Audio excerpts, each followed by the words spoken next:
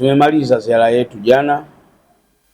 Tumefarijika na uhai wa chama katika mkoa wa Tanga.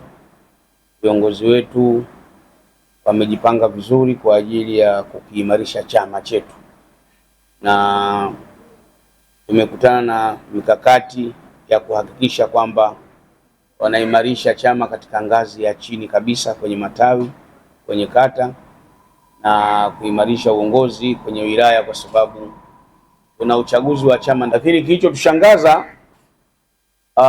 ni kwamba wanasiasa wa chama tawala ambao wao wamefanikiwa kuunda serikali wakiwa katika sehemu tofauti, hasa katika Bunge la Jamhuri ya Muungano wa Tanzania, wamekuwa na kauli ambazo zinaashiria wao kutamani nafasi ya urais katika uchaguzi ujao. Kimsingi wana haki kwa mujibu wa sheria na kwa mujibu wa maoni yao, lakini sisi kama chama tunaona kwa kipindi hiki, miezi 6 baada ya uchaguzi, anajitokezaje mtu ambaye chama chake kimeunda serikali anatamani kuwa rais mwaka 2030, miezi 6 baada ya uchaguzi. Tunaona jambo hili katika taifa letu halina afya, kwa sababu wenzetu wamepata bahati ya kuunda serikali. Kazi yao kubwa ni kuhakikisha wakiwa katika vikao vya bunge au sehemu nyingine yoyote, ni kuhakikisha wanasimamia mijadala itakayoleta faida na afya kwa taifa kwa ajili ya maendeleo yetu sisi.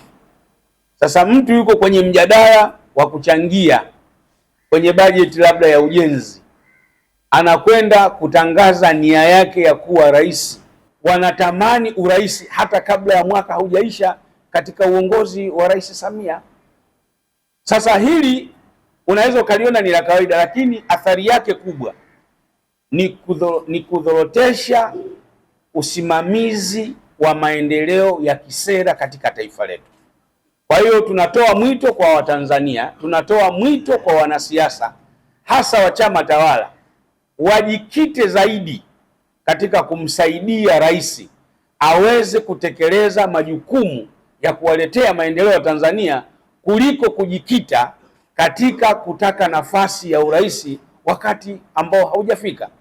Tuwashauri wakati utakapofika, hakuna atakayekatazwa, lakini kwa kipindi hiki tunawaomba Watanzania, watu ambao wanatamani urais saizi, hawa waonekane ni maadui, kwa sababu wanazorotesha hoja za kimsingi katika mijadala mbalimbali kwa ajili ya maendeleo ya Watanzania.